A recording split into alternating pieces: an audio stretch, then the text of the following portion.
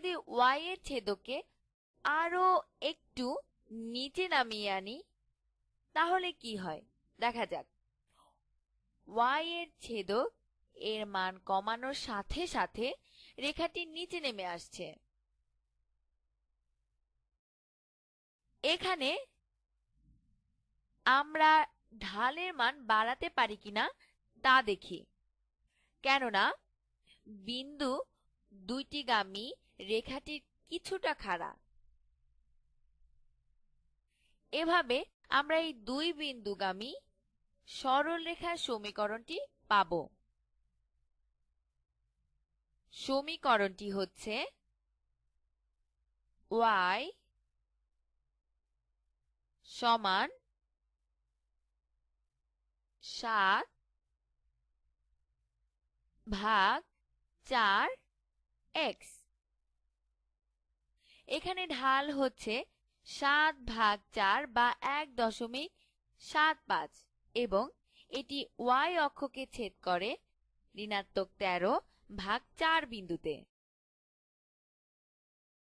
এসো এবার আরেকটি সমাধান করা যাক। আমরা এমন একটি রেখা চাই, আমরা যে রেখাটি দেখতে পাচ্ছি তার ঢাল কিছুটা বেশি খাড়া, তাহলে ঢালটি একটু কমানো যাক। 7 ভাগ 8, অর্থাৎ আমরা যদি ডান দিক বরাবর 8 ঘর সরাই তবে রেখাটি উপরে 7 ঘর পরিমাণ সরে যাবে।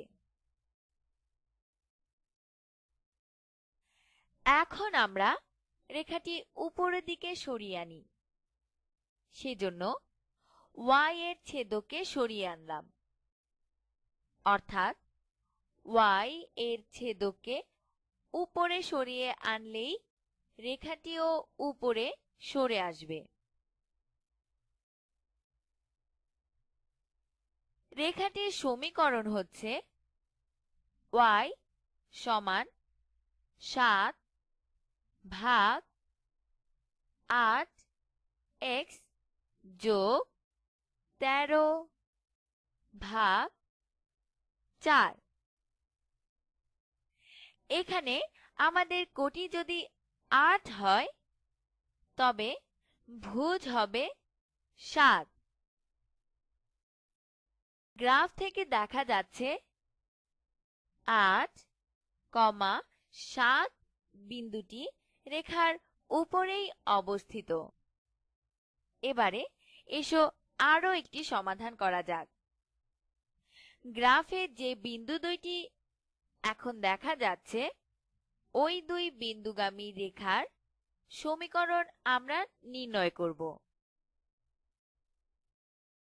রেখাটি দেখেই বোঝা যাচ্ছে এর ঢাল ঋণাত্মক এবং ভগ্নাংশ এবং এটি y অক্ষকে ছেদ করে 7 এর কাছাকাছি কোথাও।